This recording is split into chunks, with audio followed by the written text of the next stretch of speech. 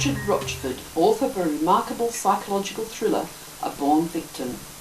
He lives in the United Kingdom in a tiny village in the West Midlands. Hello, Richard. Hello. Nice to meet you today. Thanks. How long have you been writing?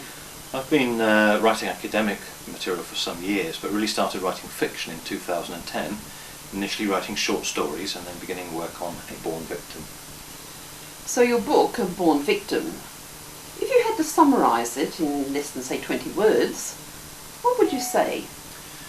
A Born Victim is the story of a woman who might be the perfect victim, except for her own tenacity, the love of one man and the determination of a young detective. Was there any particular thing that inspired you to write this book, A Born Victim? Yes, there was. Believe it or not, this book grew entirely out of a character sketch of a woman who had all sorts of things go wrong in her life. But she always somehow managed to come out on top of her circumstances. And I just started wondering what the story might be like if instead of coming out on top of everything, she actually lacked the confidence to overcome in that way. Mm-hmm. And the main character of this book, Jill Brogan, was the result of that. Is this book part of a series? Yes, the intention is for this to be part of an ongoing series. I'm working right now on the second book, which features several of the characters from the first and shows how their lives develop into the future. Would you tell us a bit more about your book, please? Yeah. The Born Victim is the story of Jill Brogan, a young single mother who's pushed deep into despair by workplace bullying. Just when she thinks nothing could actually get any worse in her life, she finds herself narrowly escaping an attempt on her life. Now, set against this rather troubled life is the story of Lucy Taylor, an ambitious young detective who's dedicated herself to investigating violent crimes against women, which all too often go unsolved.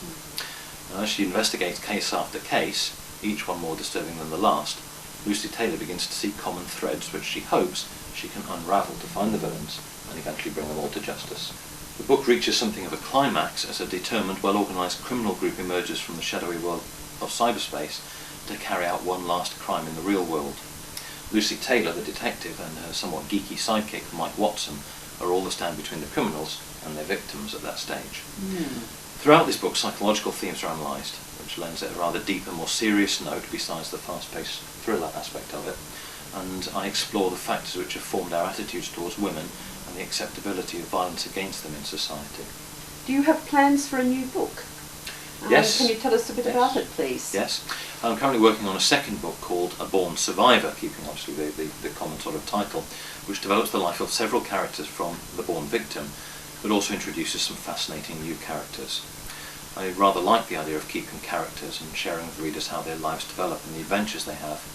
But one of the key characters in this new story is a young disabled woman who finds herself being abducted by a gang whose motives are far too complex for her to understand.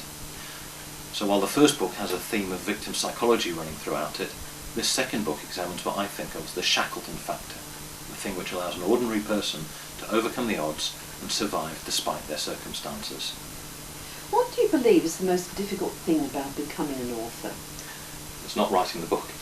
I think the most difficult thing about becoming an author, and the biggest challenge, is actually getting published, or of course if you self-publish, it's getting your book noticed among literally tens of thousands of others being published all the time. What do you like to do when you're not writing?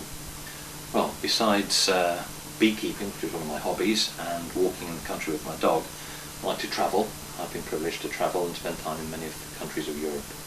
Where can people buy your book? My book is available primarily as an e-book from either Amazon, Lulu or Kobo, and the links to those product pages are in the description below this video.